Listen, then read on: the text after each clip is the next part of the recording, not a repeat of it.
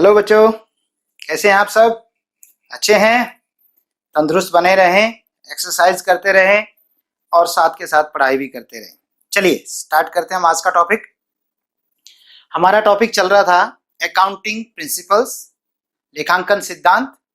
उसमें हमने आपको लेखांकन सिद्धांत का अर्थ बताया था और उसके बाद अब हम फीचर्स कर चुके हैं और अब हम कर रहे हैं अकाउंटिंग कंसेप्ट और अजम्पशंस। अकाउंटिंग कंसेप्ट्स, लेखांकन अवधारणाएं। ये अवधारणाएं क्या होती है बेटा? इसी के आधार पर हमारे लेखांकन के जो हम लेखांकन करते हैं वो सारा इनके आधार पर चलता है। कन्वेंशंस, कंसेप्ट, और आगे अभी एक कन्वेंशन और रह गया। इनके आधार पर आपको बताया था ना, एक चार्ट दिखाया था जिसमें आपको प्रिंसिपल्स, कंसेप्ट, कन्वेंशंस, रूल्स और साथ में क्या नाम है ये चीजें दिखाई थी। एक जगह बताया भी था कि अकाउंटिंग स्टैंडर्ड्स भी इसमें आ जाते हैं। चलिए, तो अकाउंटिंग कंसेप्ट्स अवधारणाएं या मान्यताएं हैं, यानी इनको मानकर चलना पड़ेगा कि ये तो रहेगा ऐसे। ये तो आपको मान के चलना पड़ेगा, इसमें जिद नहीं करेंगे, क्योंकि जिद करेंगे तो बात नहीं बनेगी। सबके एक जैसे एक रूपता लानी है, तो एक रूपता लाने के लिए हमें कुछ बातें तो माननी पड़ेंगी। तो इसमें पहली कंसेप्ट जो है, इसको दो भागों में बांट लिया, बेसिक और फंडामेंटल कंसेप्ट। ये जो accounting chartered institute of chartered accountant of India है, जो भारत में चार्टेड अकाउंटेंट ऑफ इंडिया जो एक संस्था है जिसकी ड्यूटी है कि हमारे देश में जो अकाउंट्स के रूल रेगुलेशंस बनाना, तो उन्होंने अकाउंटिंग स्टैंडर्ड्स भी बनाए हैं। तो उसमें एक जगह ये लिखा हुआ है कि ये फंडामेंटल कंसेप्ट्स, सारी कंसेप्ट्स को इसमें तीन तो ये फंडामेंटल बताई हैं। जैसे कोई मकान की नींव धरते हैं तो नींव है ये, तो उनमें से पहली है going concern concept. Going concern concept, चालू स्थिति की अवधारणा। ये क्या होता है? ये मान्यता रखनी पड़ेगी आपको, ये मानना पड़ेगा क्या कि व्यवसाय गोइंग कंसर्न है, व्यवसाय चलता रहेगा, चालू स्थिति की अवधारणा। अर्थात बिजनेस खोला है तो कब तक चलेगा, कितने वर्षों तक चलेगा जी पता ही नहीं है कहां तक चलेगा। हालांकि खत्म होने को तो 10 दिन में भी हो सकता है, हाँ, लेकिन सोच के तो नहीं चलते है ना सर। अब जैसे हमारा जीवन है, हम क्या सोच के चलते हैं कि हमारा जीवन लगभग 100 साल के करीब रहेगा, ऐसे तो सोचते हैं। कभी कभी कोई 110 साल भी जी जाता है ना, कुछ लोग ऐसे। और कुछ लोग 50 की उम्र में, कुछ 30 में भी, कुछ उससे भी पहले। समझ गए ना बात कर? लेकिन एक बार सोच तो ये रहती है कि हमारी ये सोच ये नहीं होती। देखिए बेटा, मैं अपनी बात कहूं तो मैं कहता हूं कि मैं 120 साल जीऊंगा। आप हंसोगे, हंस सकते हो, वैसे कल का भरोसा नहीं है, हाँ। पर 120 साल कहने का तात्पर्य होता है कि जब मैं 120 साल कहता हूं, तो अगर आज मैं 50 वर्ष का हूं तो मैं सोचता हूं कि अभी मेरे पास एक लंबा समय है, उस दौरान मैं कुछ सीख सकता हूं। और अगर मैं कहूं मैंने 52 साल जीना है, 50 साल तो मुझे हो गए, 2 साल और जीना है, तो फिर मेरी सोच क्या होगी? कोई कहेगा रावत साहब ये सीख लो। यार अब 2 साल में तो मर जाना है, क्या सीखना है?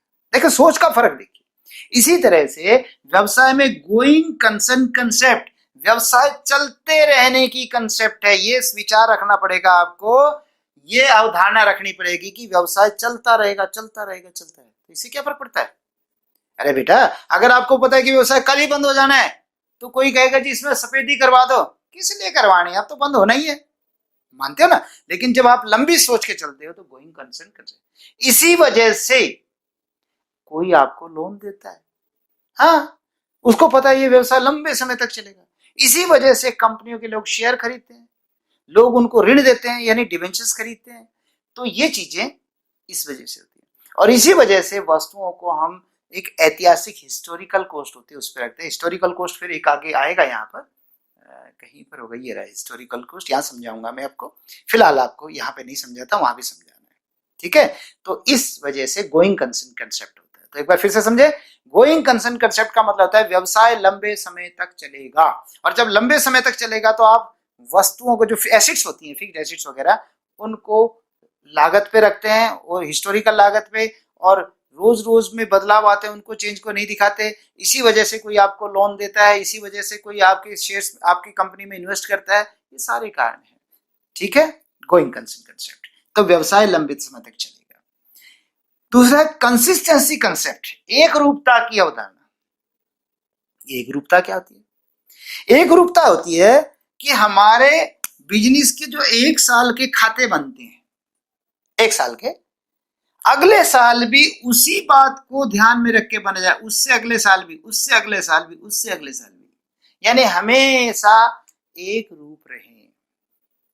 ये क्या है मतलब? देखिए बेटा, कुछ चीजें ऐसी हैं जिनमें ना मतभेद है विद्वानों में, अभी आपके लायक नहीं है, लेकिन वैसे बता देता हूँ। जैसे गुडविल होती है, आपको नहीं पता गुडविल क्या होती है। गुडविल किसी कंपनी रेपुटेशन का नाम होता है, किसी संस्था की। फिलहाल छोड़ दो, ज्यादा टेंशन नहीं लेना, वैसे बता रहा। उसको ना कई तरीके से नोट कर सकते हैं। एक से उत्तर 20,000 आता है, एक से 50 आता है, एक से 2 लाख आता है, और वो संपत्ति मानी जाती है। ठीक है, सिर्फ आप इतना याद करो कि कोई ऐसे गुडविल कह रहे सर, और वो संपत्ति होती है। मैंने आपको पहले बताया, मैं एक एक करके समझाऊंगा, एक साथ समझाने का प्रयास नहीं करूंगा। मुझे पता है फ्यूज उड़ जाते हैं बच्चों, मुझे पता है। तो इसलिए मोटी बात है, एक चीज को कई बार कैलकुलेट करने के 4 तरीके होते हैं। अब आप 4 में से एक तरीके से तो उत्तर 20 आता है, एक से 50 आता है, एक से 2 लाख आता है, एक से 3 लाख आता है। हाँ बेटे, ऐसा होता है। तो उनमें से आपने जिस तरीके से गुडविल को कैलकुलेट कर रहे हो, अगले साल भी वैसे करो, अगले साल भी ऐसे करो, और आप कभी तो इस तरीके से, कभी उस तरीके से, कभी उस तरीके से, यानी जब मेरा मन करे ऐसा कर दिया, तो बेटे अपने ही खातों में आप तुलना नहीं कर पाओगे। दिया होगा तुलना, एक तरीके से तो संपत्ति 20,000 की, एक तरीके से 2 लाख की, बताओ कैसे करोगे तुलना? ठीक है, और फिर दूसरी संस्था के साथ तो और भी मुश्किल हो जाएगा तुलना। इसीलिए एक रूपता का मतलब है उसमें एक रूपता होनी चाहिए, अर्थात जो सिस्टम अपनाया गया वही सिस्टम आगे भी अपनाया जाना चाहिए। तो इसका क्या मतलब है कि जब मैंने एक गलती कर दी, इन 4 तरीकों में से मैंने ये चुन लिया, और मुझे बाद में पता चला ओहो ये तो गलत तरीका था, मुझे अच्छा था ये था, तो क्या करूं? कर सकते हो। अगर स्थिति ऐसी है कि बदलना पड़े और फायदा हो तो आप बदल सकते हैं, लेकिन आपकी सोच क्या है? नहीं सर, अब नहीं रखूंगा, इसको रखूंगा। फिर आपको लगा कि जी ये तो अच्छा नहीं है, कर सकते हो, लेकिन वैसे नहीं कर सकते कि सामान्य तौर पे नहीं कर सकते। जब मजबूरी बन जाए कि करना पड़ेगा तो कर सकते हैं। ठीक है, ओके। तो ये बात है कंसिस्टेंसी कंसेप्ट। एक इसी पे एग्जांपल और दे देता हूं, जैसे कि आप लोग ज्यादातर कुछ बच्चे क्या साइंस में एडमिशन लेते हैं, ठीक है, ले लिया, कुछ समय बाद पता चला कि सर मेरे से साइंस नहीं चल रही, कहता मैं कॉमर्स लूंगा। चलो मैं दे दू भाई कॉमर्स। पहले तो यही सोचा था ये साइंस में एडमिशन ले लिया, साइंस में ही कंसिस्टेंसी रहेगा, इसी में एक रूपता रहेगी, ऐसे ही चलता रहे। कॉमर्स में आ गया, हमने कहा चलो कॉमर्स में रहे। उसको लगा जी कॉमर्स भी ऐसी बात नहीं है, आसान नहीं है, टफ ही लग रही है, सर मेरे बस का तो कॉमर्स में नहीं है, मैं तो आर्ट्स लूंगा। चलो बदल लो भाई, आर्ट्स ले लो। फिर कहता है सर आर्ट्स तो बहुत हल्का पड़ रहा है, या आर्ट्स में मैंने इजी सब्जेक्ट लिया है, आर्ट्स के टफ तो नहीं, लेकिन सर साइंस ही ले लेता हूं। तो ऐसे नहीं है कि कभी आर्ट्स और कभी साइंस और कभी कॉमर्स, ऐसे किया जाता है। साइंस वाले को कॉमर्स दे देते, कॉमर्स वाले को आर्ट्स दे देते, पर यूं थोड़ा कि आप घूमते रहे। ये क्लियर, ठीक है। सो ये तो कंसिस्टेंसी कंसेप्ट, एक रूपता की अवधारणा। और तीसरी अवधारणा है एक्रूअल कंसेप्ट, उपार्जन की अवधारणा। ये क्या है? उपार्जन। हाँ, इसमें थोड़ा सा समझना अच्छा लगेगा, आपको समझना भी चाहिए। मैंने, ये मेरा 1 साल है, 1 साल, 1 अप्रैल से लेकर 1 अप्रैल 19 से लेकर 31 मार्च और 20 तक मैंने यहाँ पे रेंट दे दिया, यहाँ दिया, यहाँ दिया, यहाँ दिया, यहाँ दिया, 1,000 रुपये 1 महीने का दिया। ऐसे करके मान लीजिए मैंने 11 बार दे दिया, मैंने 11 टिक नहीं लगाया, समझ लो ना, 11 महीने, तो 11 महीने दे दिए, तो 1,000 गुना 11, यानी मैंने 11,000 तो दे दिया रेंट। ठीक है, 1 महीने का नहीं दिया, क्यों नहीं दिया? मैंने कहा जी अभी थोड़े हैं नहीं, बाद में दे देंगे। मेरी जेब से रुपए कितने गए? 11,000। कितने गए? 11,000। मेरा इस साल का खर्चा कितना हो गया? मतलब सर फिर देखा जाए तो मैंने उसका बेनिफिट उठा लिया ना, जिस मकान में रहा उस मकान का बेनिफिट उठा लिया ना, मकान में या दुकान में जो भी है। तो मैंने मकान तो 12 महीने यूज कर लिया, किराया मैंने 11 कर दिया, मैंने कहा जी अभी है नहीं, बाद में दे दूंगा। तो बेटे अगर आपको इनकम निकालनी है, इनकम बतानी है, तो आपको 12 महीने के खर्चे पूरे करने पड़ेंगे। सर दिए तो 11 के हैं, कोई बात नहीं, 1 महीने का और जोड़ो, एक का और जोड़ो। सर ऐसे कैसे जोड़ दो बिना दिए? बेटा इसलिए जोड़ दो, इसको लिख दो बकाया, बकाया लिख दो, ऐसे चल जाएगा कि प्लस मेरा बकाया है जिसको आउटस्टैंडिंग कहते हैं, बकाया लिख दो कि अभी ये, पर करो इसको 12,000। अच्छा, दूसरी तरफ मैंने माल बेचा, सेल किया, मैंने 5 लाख रुपए का तो सेल कर दिया, cash cell, cash cash cell कर दिया उसको, नगद सेल कर दिया मैंने। और 3 लाख रुपए का मैंने उधार बेच दिया, क्रेडिट बोलते हैं इसको, क्रेडिट सेल्स, उधार से। मेरे इसी साल के अंदर कितने रुपए आ गए? 5 लाख, क्योंकि जब नगद बेचा तो नगद आ गए, लेकिन कुछ उधार भी ले गए। अब उधार ले गए तो अभी नहीं आए पैसे। अब सवाल आता है पैसे कमाएंगे अगले साल आएंगे, और कई बार तो नहीं भी आते, वो भाग जाता है, किसी की डेथ हो जाती है ना, कुछ भी हो सकता है। पर फिर भी 5 नगद आ गए, 3 अभी आए नहीं, तो 3 ना आते हुए भी इसी साल की इनकम मानी जाए। कोई पूछे अरे कितने की कमाई कर दी, कितने का माल बेच दिया, आप कहोगे जी मेरी 8 लाख की सेल है। अच्छा, तेरे इस साल के खर्चे कितने हो गए? तो खर्चे मेरे हो गए 6 लाख नगद, और 1 लाख मेरा उधार रह रहा है, बकाया रह रहा है, तो टोटल 7 लाख खर्चा माना जाएगा। कितना माना जाएगा? 7। देखो क्या देखा मैंने, एक्रूअल बेसिस का मतलब समझो, एक्रूअल को बोलते हैं उपार्जन। ये क्या समझा रहा हूं, एक साल में, एक वर्ष में, जो जहां तक कि आपके खाते बना रहे, उस दौरान जो भी खर्च है, जो एक्सपेंस है, अगर वो आपने चुका दिया तब भी ठीक, और अगर चुकाना रह गया तो भी उसे जोड़ो।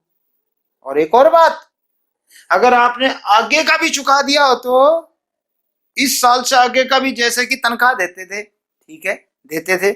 एक मजदूर कहता है सर मुझे अपने गांव जाना है, मुझे बेटी की शादी करनी है, और मुझे ना आप 1 महीने की फालतू तनख्वाह दे दो। हमने कहा यार कहाँ भाग के जाता है, दे दिया 1 महीने की तनख्वाह, कौन सा 1 महीने में हमारी नौकरी छोड़ के चला जाएगा। तो 12 महीने की बजाय 13 महीने की तनख्वाह दे दी। मैं 1 महीने की उसकी 10,000 तनख्वाह मानता हूं, तो 13 महीने की कितनी तनख्वाह दे दी? 1,30,000। तो बताओ उसकी इस साल में कितनी सैलरी मानी जाएगी? पूरी 1,30,000 या कम करो? कम करो, क्योंकि रूल यही तो है ना कि एक्रूअल बेसिस जो होता है वो ये कहता है कि एक वर्ष में जितना खर्चा हो गया, चाहे भुगतान कर दिया चाहे नहीं करा, उसे खर्चा मानो। और इनकम के तौर पे जो इस साल की इनकम हो गई है, आपने काम कर दिया है, कमाई हो चुकी है, माल बेच दिया है, चाहे उसके पैसे मिल गए और चाहे नहीं मिले, उसको इसी साल की इनकम मानो। और आगे का कोई खर्चा दे दिया, वो खर्चा नहीं है, वो खर्चा नहीं है। एक और कमाल, पिछले साल हमने आगे का खर्चा दे दिया था, जैसे तनख्वाह कह रहा ना, 13 महीने की तनख्वाह दी, हो सकता है पिछले साल भी कोई ऐसा बंदा, कोई और पिछले साल 1 महीने की फालतू तनख्वाह ले गया हो, तो बेटे उसको हमने पीछे कितनी तनख्वाह बना दी थी? 12 महीने की बनाई थी घटा के, तो 1 महीने की तनख्वाह जो पहले दे दी थी वो भी इसी साल की मानी जाएगी। यस, और किसी को तनख्वाह नहीं दी थी पिछले साल और वो बाद में दी, तो बताओ वो इस साल का खर्चा माने कि नहीं?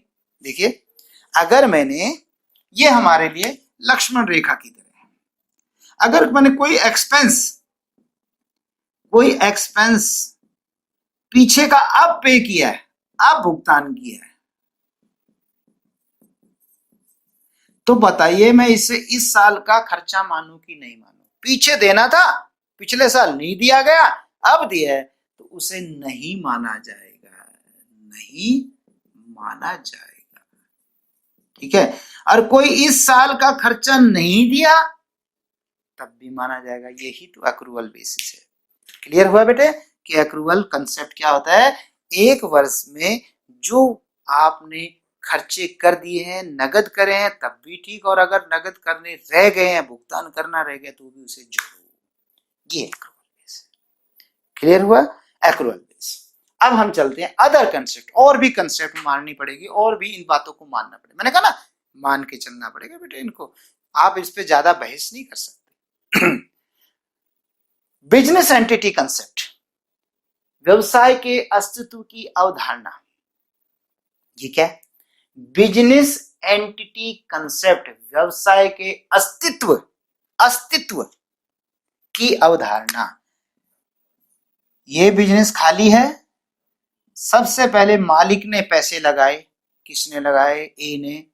ए ने किस तौर पे लगाए? एज कैपिटल के रूप में।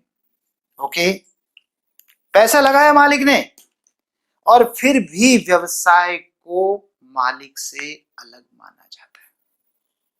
सामान्य परिस्थितियों, सामान्य, अगर अगले का दिवाला पिट जाए तब तो बात लपेट लेते हैं कि ना तुम अलग नहीं हो।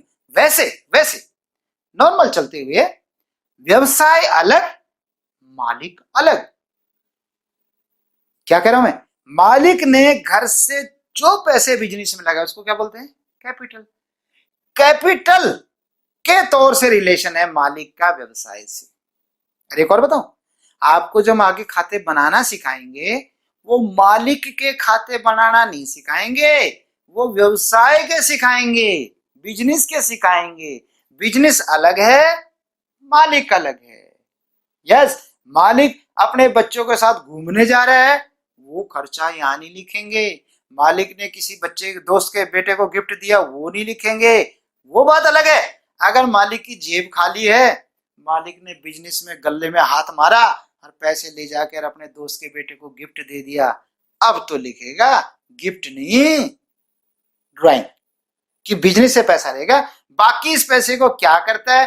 फिल्म देखते हैं, कोई गिफ्ट देते हैं, घर का राशन लाते हैं, तेल भरवाते हैं, डजेंट मैटर। कोई मतलब नहीं हमें इस बात से। क्या मतलब है मेन? तो बस बिजनेस से एक बार पैसा ले गया, वो ड्राइंग से, उसके बाद वो कुछ भी करो। तो हुआ ना बिजनेस एंटिटी कि मालिक अलग होता है और व्यवसाय अलग।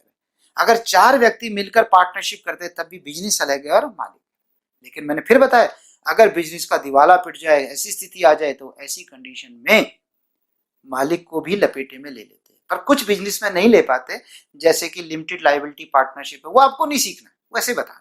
अभी कोई जरूरी नहीं है, अगर याद हो जाए तो ठीक है, नहीं समय के अनुसार आएगा, +2 में आएगा। इसी तरह कंपनीज हैं, कंपनीज के अंदर मालिक अलग होते हैं, मालिकों का ज्यादा नहीं होता, सिर्फ एक लिमिटेड लायबिलिटी होती है उनकी, अगर वो लिमिटेड बाय गारंटी या लिमिटेड बाय शेयर्स होती है। ठीक है बच्चे, तो बिजनेस एंटिटी कंसेप्ट के मतलब से व्यवसाय को अलग, मालिक को अलग माना जाता है। और खाते किसके बनाओगे? किसके बनाओगे? मालिक के बनाओगे या व्यवसाय के बनाओगे? व्यवसाय के, याद रखना। अगला है मनी मेजरमेंट कंसेप्ट। कौन सी है? मनी मेजरमेंट कंसेप्ट, मुद्रा माप की अवधारणा। ये तो हमने पहले भी पढ़ा था शुरू में। मनी मेजरमेंट, कोई भी चीज जो अकाउंट्स में लिखनी है, पहले उसको मनी में मेजर करो, पैसे में वो तोलो, मापो। तो मुद्रा माप की अवधारणा, कोई भी चीज मापनी है मुद्रा में, और जिस चीज को मुद्रा में नहीं माप सकते, नहीं लिखना। अरे बेटा, एक मैनेजर गया, दूसरा मैनेजर आ गया, पहले भी 40,000 तनख्वाह थी, अब भी 40,000 तनख्वाह, बोला जी कोई फर्क नहीं पड़ा, बिजनेस बढ़िया चल रहा है, सेम चल रहा है। आप मानते हो? आप मानते हो? एक संस्था में एक प्रिंसिपल है, वो चले गए, उसकी जगह नए आ गए, कोई फर्क नहीं पड़ा। आप मानते हो? एक टीचर पढ़ा रहा है, दूसरा टीचर पढ़ा रहा है, सेम चल रहा है, मानते हो? नहीं ना, अरे कहना। इसी तरह से बहुत इफेक्ट पड़ता है इन चीजों का। एक व्यवसाय में मालिक बदलने से बहुत फर्क पड़ता है, लेकिन ये नहीं मानते। ये कहता है जी पैसे में तुलना, पैसे में। तो अकाउंट्स वालों की एक प्रॉब्लम है, सिर्फ पैसे बिना बात नहीं करते। तो जो भी चीज लिखेंगे मनी मेजरमेंट में। अकाउंटिंग पीरियड कंसेप्ट, लेखा अवधि की अवधारणा। लेखा अवधि की अवधारणा का मतलब है, वैसे किसी बिजनेस में लाभ हुआ या हानि हुई, उसका सही निचोड़ तो आता है उसके पूरे जीवन काल में। जब वो बिजनेस शुरू हुआ और जब वो बिजनेस बंद हो जाए, बंद कब होगा? 10 साल, 20 साल, 100 साल, मुझे नहीं पता कब बंद होगा। हाँ, जब बंद हो जाए तब से अब तक का हिसाब किताब लगा लो, वो आपका सही निचोड़ बताएगा। लेकिन बेटा, इसमें तो इतनी देर हो जाएगी कि आपको सुधार ही नहीं कर सकते, कोई अच्छा काम ही नहीं कर सकते। तो हम क्या करें? इंतजार करें बिजनेस के बंद होने का? नहीं भाई, हमने कहा यार जल्दी होना चाहिए, ये तो बहुत लंबा पीरियड है। तो फिर क्या बनाया गया? अब जैसे हमारे देश में चुनाव ही होते हैं, तो चुनाव हमारे 5 वर्ष में होते हैं, है कि नहीं? लेकिन कुछ सोसाइटियां हैं, सामाजिक सोसाइटियां, कई सोसाइटी 1 साल में, कोई 2 साल में भी चुनाव कराती है, अपने अपने हिसाब से जिनको सूट करते हैं। तो बेटे अकाउंट्स में हमने 1 साल को ठीक माना, कोई कहता 6 महीने का, 3 महीने का, थोड़ा दिक्कत आती है, हमने 1 साल का माना। तो 1 वर्ष का हमारा अकाउंटिंग पीरियड, वैसे जरूरी नहीं है 1 वर्ष का हो, लेकिन हम आजकल 1 वर्ष का ही मानते हैं, ठीक है। और आपको बताऊं, जो कंपनियों के बारे में बात चल रही थी, आजकल जो जिनके शेयर्स लिस्ट है मार्केट में, जो शेयर मार्केट सुना होगा, बस इतना ही सुनो, शेयर मार्केट में कुछ कंपनियों के नाम चलते हैं ना, वो सारी लिस्टेड कंपनीज है। उन कंपनियों को तो हर 3 महीने में प्रॉफिट लॉस और बैलेंस शीट बनाना पड़ता है, हर 3 महीने में। हालांकि वो अंतरिम नहीं होता, फाइनल नहीं होता, ठीक है, लेकिन फिर भी निकालना पड़ता है। सेबी ने गाइडलाइंस दे रखी है। अब आपके लिए सेबी भी नया वर्ड है, मैंने बताया ना, ज्यादा टेंशन मत लेना, है शब्द धीरे धीरे आएंगे। Securities exchange board of India जो शेयर मार्केट को कंट्रोल करती है, उसको सेबी बोलते हैं, ज्यादा टेंशन नहीं। तो अकाउंटिंग पीरियड कंसेप्ट का मतलब क्या हुआ कि हम अकाउंट का लेखांकन करने का एक पीरियड मान लेते हैं। तो ज्यादातर पीरियड कितने दिन का होता है? साल का। और इनकम टैक्स डिपार्टमेंट है, उसने तो एक और भी कह दिया। पहले तो पुराना टाइम में तुमने कभी दिवाली का प्रस्ताव लिखा होगा, तो दिवाली के प्रस्ताव में लिखा होता था, इस दिन लोग अपना नया वर्ष शुरू करते हैं, लक्ष्मी की कृपा रहती है ना, इस दिन से शुरू करते हैं। और वो दिवाली कब आती है? अक्टूबर में। अब तो सरकार ने कह दिया है 1 अप्रैल से नया साल शुरू होगा। कैलेंडर तो 31 दिसंबर को कर देता है, हम कहते हैं ना हैप्पी न्यू ईयर, कब कहते हैं? 1 जनवरी को। जबकि हमारे भारत में कुछ नहीं बदलता 1 जनवरी को, वही का वही रहता है, ना ऋतु बदलती, ना कुछ बदलता, ना सरकार बदलती, ना हमारा, और तो और स्टूडेंट्स का भी साल नहीं बदलता। आपके एग्जाम भी तो मार्च में होते हैं, तो आपका भी तो अकाउंटिंग ईयर 1 अप्रैल से शुरू होता है। तो इसलिए अकाउंटिंग कंसेप्ट हो गया, ठीक है बेटा। और अब अगले है dual aspect concept. Dual aspect, dual दोहरा, द्विपहलू अवधारणा या दोहरा लेखा वो दोहरा लेखा प्रणाली, ड्यूल एस्पेक्ट कंसेप्ट। अकाउंट्स में हम हर चीज के 2 पहलू पर गौर करते हैं। आपने सिक्का देखा होगा, उछाल के देखा, टेल और हेड, या तो टेल आएगा या हेड आएगा, है कि नहीं? इसी तरह से अकाउंट्स में हर जगह 2 पहलू होते हैं, एक डेबिट एक क्रेडिट। अगर एक भी एंट्री अंदर आएगी तो उसके साथ 2 एंट्री बनेंगी, 2 खाते बनेंगे। वो कैसे? वो कहते हैं जी, अगर कोई लेने वाला है तो कोई देने वाला है, अगर कोई पाने वाला है तो कोई देने वाला है ना? समझ में आई बात? तो एक चीज के 2 पहलू है, तो हम दोनों पहलुओं को लिखते हैं। ऐसा लिखने से क्या फायदा होता है? एक ही पहलू लिख लो ना, काम चल जाएगा।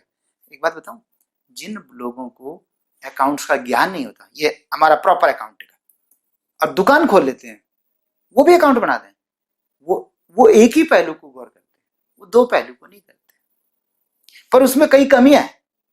आसान तो है, लेकिन हर आसान चीज अच्छी नहीं होती। क्या कहा? हर आसान चीज अच्छी नहीं होती। अगर हर आसान अच्छी होती तो 5वीं तक की पढ़ाई में हमने मैथ सीख लिया, हमने थोड़ी बहुत इंग्लिश सीख ली, हिंदी में लेटर लिख लेते हैं, बहुत है, बहुत आसान है, 5वीं तक करो। नहीं बेटा, उससे पूरा नहीं होता। तो इसी तरह से ड्यूल एस्पेक्ट कंसेप्ट कहता है कि एक चीज का दोहरा पहलू होते हैं, 2 पहलू होते हैं, हम दोनों पहलू को लिखते हैं। इससे पता क्या होता है? गबन होने के चांस, धोखाधड़ी करने के चांस खत्म हो जाते हैं। नहीं, खत्म नहीं होते, बहुत कम हो जाते हैं। क्या कहा? बहुत कम हो जाते हैं। चोरी करना, धोखा करना आसान नहीं रहता। ये किसकी चोरी कर रहा है? चोर द्वारा चोरी नहीं, जो लेखापाल है, अकाउंटेंट है, वो गड़बड़ करते हैं, मैनेजर्स अगर कई खातों में गड़बड़ करते हैं तो उनके लिए बड़ा कठिन हो जाता है। जैसे मैं लिख दूं मैंने 2 करोड़ की सेल करी, तो सवाल आता है आपने कितना कमाया? मैंने कहा जी मैंने तो बस इसमें 2 करोड़ यानी 200 लाख हो गया, 200 लाख में मैंने 10 लाख ही कमाया। तो कहते हैं 190 लाख रुपए का दिखाओ कहाँ आपने खर्च किया, यानी आपने माल भी खरीदा होगा, इतने का माल कहाँ खरीदा? तो देखो डबल पहलू में आ जाते हैं ना बेटे। तो इसीलिए हर चीज को डबल पहलू में लिखा जाता है, ठीक है। उसके बाद है मैचिंग कंसेप्ट, लागत अवधारणा। ये जो मैंने ये कहा था ना, एक्रूअल कंसेप्ट ऊपर, इसी तरह से मैचिंग कंसेप्ट है। ये मैचिंग 1 साल के इनकम को 1 साल के खर्चों, इनकम और एक खर्चे वो एक टाइम सेम टाइम के होने चाहिए। खर्चे तो लंबे समय के ले लो, इनकम कम समय की, इनकम ज्यादा समय के ले लो, खर्च कम समय की। ये मैचिंग कंसेप्ट है। जो आपका ट्रेडिंग और P&L बनता है, जो आपको अभी समझ में नहीं आ गया ट्रेडिंग P&L क्या था, कोई बात नहीं, आप मोटे तौर पे समझो। लाभ कमाने के लिए कोई खाता बनाएंगे हम, लाभ निकालने के, लाभ या हानि निकालने के लिए वो मैचिंग कंसेप्ट पे चलते हैं। मैच, वो कई बार लेडीज शूट को मैच नहीं करते कि इसके साथ के तो ये ठीक रहेगा, इसके साथ ये मैचिंग ही तो होगा, तो ये मैचिंग की बात है। तो मैचिंग कंसेप्ट एक निश्चित समय के ही इनकम, उसी निश्चित समय के खर्चे, चाहे वो दे दिए चाहे नहीं दिए, उसी को लिखना। कॉस्ट कंसेप्ट और historical concept. Historical cost concept ये बताया था, हिस्टोरिकल कॉस्ट हिस्ट्री से हिस्टोरी बना है, हिस्टोरिकल बना है। तो कोई चीज आपने, मान लीजिए एक मशीन, इनको मैं मिटा देता जो मैंने फालतू बनाए थे, जैसे ये चीजें हैं, और कुछ किया था क्या, ये वाला,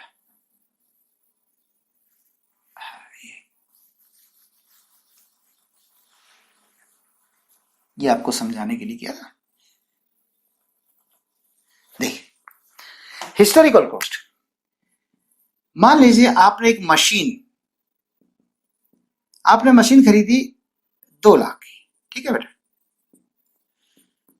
अब मशीन क्या होता है, बीच बीच में कभी रेट बढ़ जाते हैं, कभी घट जाते हैं। जैसे अगर वस्तुएं रॉ मटेरियल महंगा पड़ जाए तो भाई आज जो गाड़ी पहले 2 लाख रुपए की आती है, 2 मशीन 2 लाख की आती थी, अब वो 3 लाख की हो गई। तो हम इन चीजों पर गौर नहीं करते, हम तो जो शुरू में खरीदी थी उसी को लिखकर उसी के हिसाब से सवाल चलाते, उसी के हिसाब से घिसावट लगाते हैं।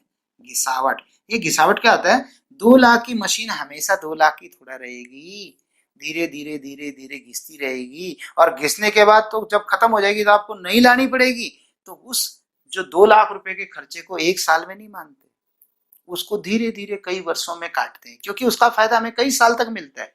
पैसे 1 साल दिए, पैसे शुरू में दिए, 2 लाख की मशीन ले आया, लेकिन उसका फायदा, अब जैसे हमारे घर में पंखा है, पंखा तो हमने आज से 5 साल पहले खरीदा था, तो उसी साल खर्चा हुआ था, लेकिन वो पंखा लंबे समय तक चलता है। तो उस खर्चे को 1 साल में बांटने की बजाय 5 सालों में बांटिए, ठीक है बेटा। तो ये है इसका कि हिस्टोरिकल कॉस्ट पे रखते हैं। इसके फायदे क्या होते हैं बेटे, एक तो ना, अगर 2 लाख की, अगर कल को वो 2 लाख की जगह 3 लाख की हो जाए, मैं 3 लाख लिख दूं, फिर 4 की हो जाए मैं 4 की लिख दूं, फिर 2 की 3 की हो जाए 3 की लिख दूं, तो इसमें एक दिक्कत आती है।